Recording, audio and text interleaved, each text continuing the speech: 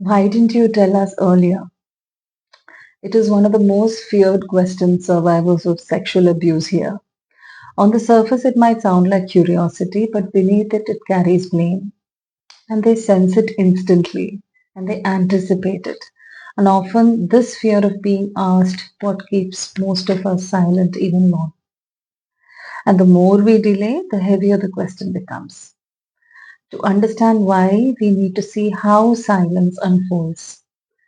Starts with the shock of the first violation. Abuse often does not come from strangers who are hiding in a corner and trying to pounce on us, but it mostly comes from people who we know and trust. A colleague, a mentor, a family member, a friend.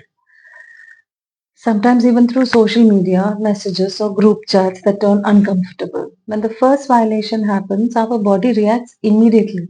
Our stomach starts twisting, our throat gets closed, our heart starts racing, our chest can feel heavy, and that's the nervous system telling us that your boundary has been violated.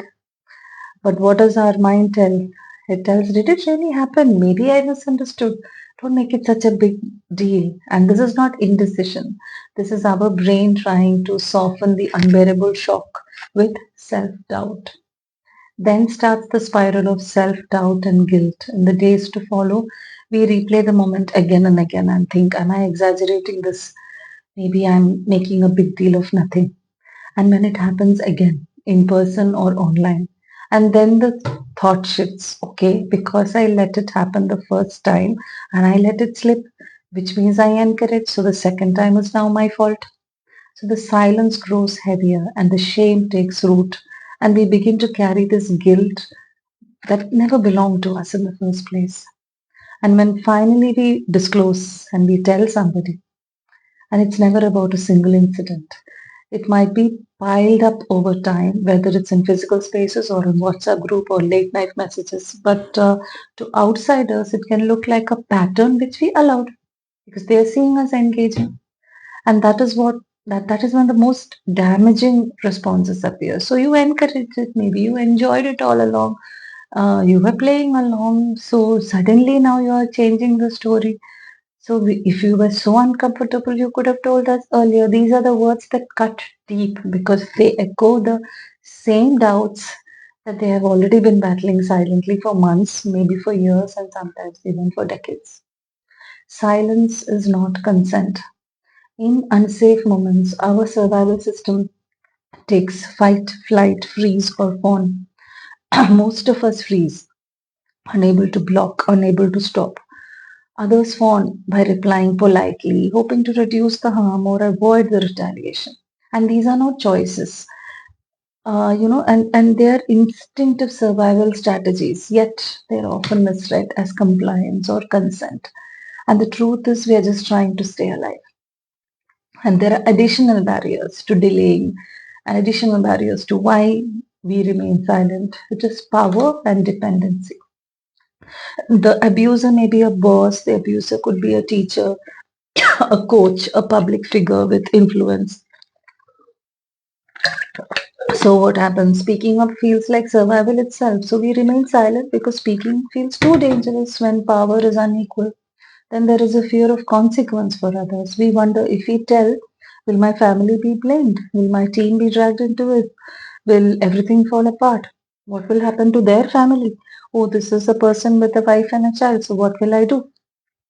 So we remain silent, protecting others feels safer than protecting ourselves. Then there is a cultural silence. Many of us grew up hearing, don't talk about such things, respect elders no matter what.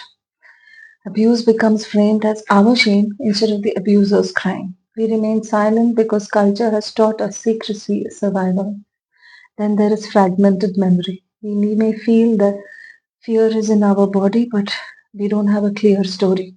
Trauma often stores as sensations and not as a very smooth narrative of this happened, then I did this, then they did this. It might not follow that way. So, what happens when we tell our story? It is deemed as fake and fragmented, and it's coming in bits and pieces, and we are changing.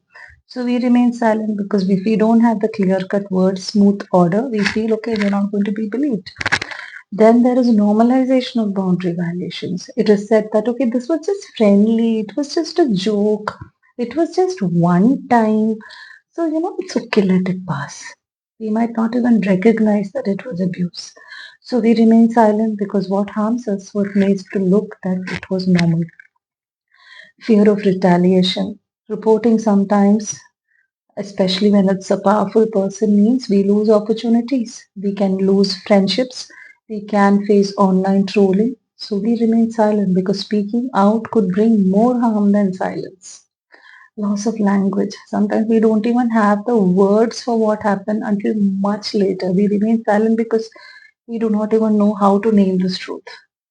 Then there is systemic betrayal. Some of us did try to say, we did open up to our family. So either we are said, stop making up stories or just block them. Or sometimes they say, okay, fine, now it's over. It was long ago. It's okay, forget it, move on. It was only once. Let it be. And this is so told by family members. So what do? We remain silent because our trust was broken and the last time we spoke, nobody believed or asked us to move on. So next time the better question is not why didn't you tell us earlier? We can ask what helped you feel safe enough to tell me now? And what do you need for me to feel, what do you need from me for you to feel supported? What can I do? You know, these questions shift blame to care. And these questions recognize that disclosing itself is an act of courage, no matter when it comes, no matter where the violation happened, whether it's at home, classroom, workplace, or in social media or through a screen. So, in closing, let us remember silence is not avoidance, delay is not dishonesty. Delay is evidence of survival in unsafe conditions. Survivors are not withholding the truth, they are in fact wrestling inside their bodies, sometimes for years before they finally get the word. So, the real question is now that you have spoken up, how can we hold you with safety and care? So for anyone who's listening to this or reading this and is carrying the weight of silence, whether the harm happened face to face or through a screen, the delay does not erase your truth. Your voice, whenever it comes, matters, and you are not alone. Thank you.